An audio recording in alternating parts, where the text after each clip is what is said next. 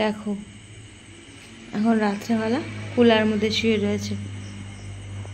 ওনাদের কত আরামের জায়গা। আজকে তো কুলাতে শুয়েছে, অন্যদিন এই যে আমার গাড়িতে শুয়ে। এই দেখো, দেখতে পাচ্ছ, একটার গায়ের উপর একটা মাথা দিয়ে শুয়ে রয়েছে, আর একটা তো ওই সাদাটা জড়ো সড়ো হয়ে শুয়ে রয়েছে। এই দেখো, আর ওর মা কোথায় গেছে কি জানি এখন। হ্যালো বন্ধুরা, তো তোমরা বৃষ্টির দিনে, বর্ষার দিনে যাই বলো না কেন, তো তোমরা সবাই কে কেমন আছো অবশ্যই বলো। তো আমরা তো বেশ ভালোই আছি। আর এই যে দেখতেই পাচ্ছ, বৃষ্টির দিনে আজকে রান্না করে নিয়েছি হচ্ছে খিচুড়ি।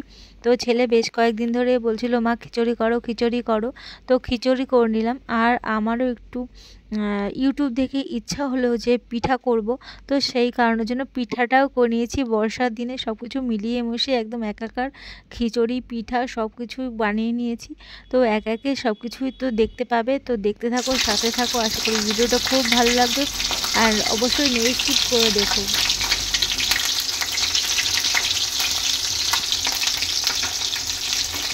তো দেখো, এখন বাজে দুপুর 12:30, আর এখন একটু রান্না করতে।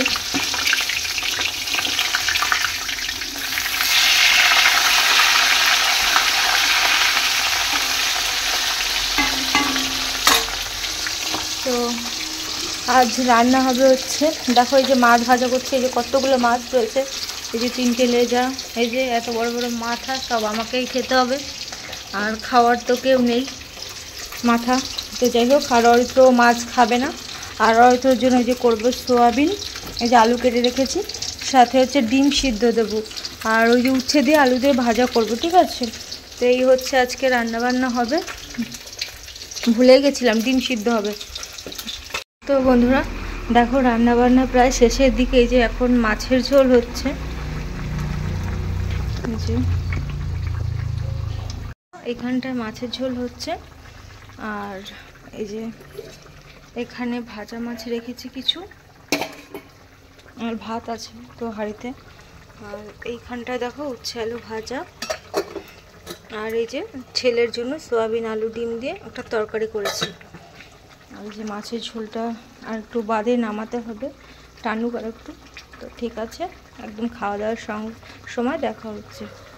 এখন বাজে 2:20, আর এই যে সবে স্নান টান সেরে এলাম, এখনও সকাল থেকে ভাত খাইনি, তো এখন খেতে যাব। আর দেখো ওই যে দুপুর মানে স্নানের রান্নাবান্নার আগে শুয়েছিলাম, তো বিছানা কাতে একটু এলোমেলো হয়ে গেছে, খেয়ে দিয়ে আবার গুছিয়ে তারপরে শোবো। ভীষণ মানে খারাপ লাগছে, সকালবেলা তো আজকে রান্না করিনি, বললাম তোমাদের সঙ্গে শেয়ার করেছি কিনা খেয়াল নাই, তো যাই হোক মার সঙ্গে বলেছিলাম। তো আজকে হচ্ছে গতকালকের খিচুড়ি রান্না করেছিলাম, তো সেই খিচুড়িটা খেয়ে ছেলে স্কুলে গেছে, আর এখন আমরা খাওয়া দাওয়া করবো। আর ছেলের জন্য কি রান্না করছি সবটাই বললাম, তো চলো আগে খাওয়া দাওয়া করে নিই।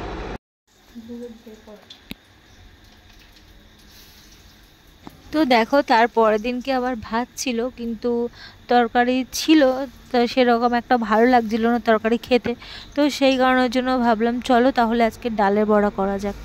তো ডালের বড়া অনেকগুলো দিন ধরে খাওয়া হয় না, তো খুব ইচ্ছা করছিল ডালের বড়া খেতে। তো সরি, ভুল বলে ফেললাম। তো ভাত ছিল না, গরম ভাতই রান্না করেছিলাম, তার সাথে করেছিলাম হচ্ছে পেঁপে সিদ্ধ।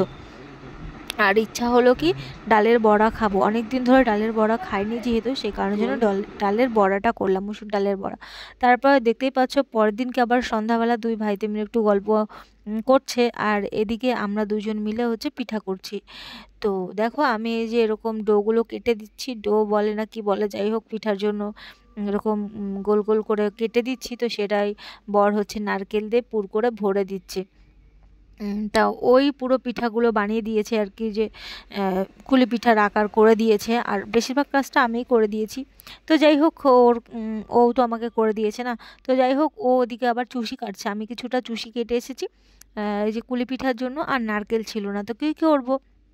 তো সেই মানে চালের গুঁড়োগুলো তো না হলে রেখে দিলে খারাপ হয়ে যাবে, তো সেই কারণের জন্য বললাম তাহলে চুষি করি। তো আমি কিছুটা চুষি করলাম, আবার এদিকে বললাম কি তাহলে এদিকে বেশিক্ষণ থাকলে, চালের যেহেতু এই পিঠাটা ময়দা দিয়ে করলে অতটা ফাটার ভয় থাকে না, কিন্তু চাল দিয়ে করলে, চালের গুঁড়ো দিয়ে করলে আর কি ফেটে যাওয়ার ভয়টা থাকে। তো সেই কারণের জন্য বললাম ঠিক আছে তাহলে তুমি চুষিগুলোকে কাটো, ওদিকে গিয়ে আমি হচ্ছে দুধটা জাল দিয়ে ভালো করে তারপরে পিঠাগুলো ভালো করে বানিয়ে ফেলি, রান্নাটা করে ফেলি আর কি। তো এই পিঠাটা জানো তো আমাদের বরিশালদের একটা নিয়ম আছে, সেই নিয়মে করলে ভীষণ টেস্টি হয়, কিন্তু অনেকটা সময়ও লাগে। তো সেই কারণের জন্য আমি সেই রেসিপিটা করি না। এটা আমি আমার মাকে দেখতাম ছোটোবেলায় করতে, কিন্তু আমার মার শরীরটাও এখন বেশি একটা ভালো না। তো সেই কারণের জন্য আমার মাও সেই পদ্ধতিটা আর করে না। আর পিঠাই ধরতে গেলে সেরকম একটা কুলি পিঠাই করে না। তো যাই হোক, সেটা বলি কি, সেটা হচ্ছে কলার পাতায় দুধ দিয়ে করে, ভীষণ টেস্টি হয়। তো যারা খেয়েছো তো তারা জানো, আর যারা না খেয়েছো তো তারা একবার খেয়ে দেখতে পারো, অবশ্যই ট্রাই করো। তো অনেকটা সময় লাগে আর কি। তো যাই হোক, এখানটায় দেখো আমার দেওরের ছেলে ধ্রুবকে দিয়েছিলাম, ও আবার সেরকম একটা মিষ্টি পছন্দ করে না, তো বলছে যে আমি খাবো না। তো সেই কারণে জন্য তুলে রাখলাম আর কিছুটা অরিত্রকে দিলাম। তো যাই হোক, তারপরে অরিত্রকে তারপরে আবার অনেকটা রাত হয়ে গেছে, তখন আবার অরিত্র বলছে যে আমার পিঠা খেতে ইচ্ছা করছে, তো সেই কারণের জন্য অরিত্রকে দিচ্ছিলাম পিঠাগুলোকে বেড়ে আমি। তো যাই হোক, তারপরে সেরকম সেইভাবে আর ভিডিওটা করা হয়ে ওঠেনি।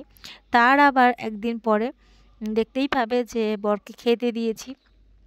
তো এমনি যখন খেয়েছে তখন সেই টাইমের ভিডিওটা করা হয়ে ওঠেনি। তো পরের দিন এইখানটা দেখো অরিত্রর আর আমার দুজনের জন্য বেড়ে নিচ্ছি আর কি পিঠা। তো যাই হোক, যেটা বলছিলাম, তো তারপরের দিনকে আবার রাত্রেবেলা দেখো বর পিঠাগুলোকে কেটে কেটে কীভাবে খাচ্ছে, আর বলছে শক্ত হয়ে গেছে। এই চালের গুঁড়ো দিয়ে এরকমভাবে কেউ করে এরকম শক্ত শক্ত? আমি বলছিলাম যে চালের গুঁড়ো দিয়ে করলে এরকম শক্তই হয় যখন করে, তার ঠান্ডা করে কিছুক্ষণ পরে খেলে সেটা ঠিক আছে, না হলে তুমি হচ্ছে ফ্রিজে রেখে দেওয়ার পরে অতিরিক্ত ঠান্ডা হয়ে যায়, তখন আর বেশি একটা খেতে টেস্ট হয়, কিন্তু একটু শক্ত শক্ত হয়ে যায়, এটাই আর কি। তো যাই হোক, একই দিনে তো আর চুষি পিঠা কুলি পিঠা করবো না। তো চুষিগুলোকে কেটে রোদ দিয়ে রেখেছিলাম, তারপরে আবারও করব চুষিগুলোকে। এই বৃষ্টি বর্ষার দিনে এই পিঠা জানো তো গরমের মধ্যে একদম ভালো লাগে না, এই ঠান্ডা ঠান্ডা পড়লে পিঠাটা বেশ জমে যায়।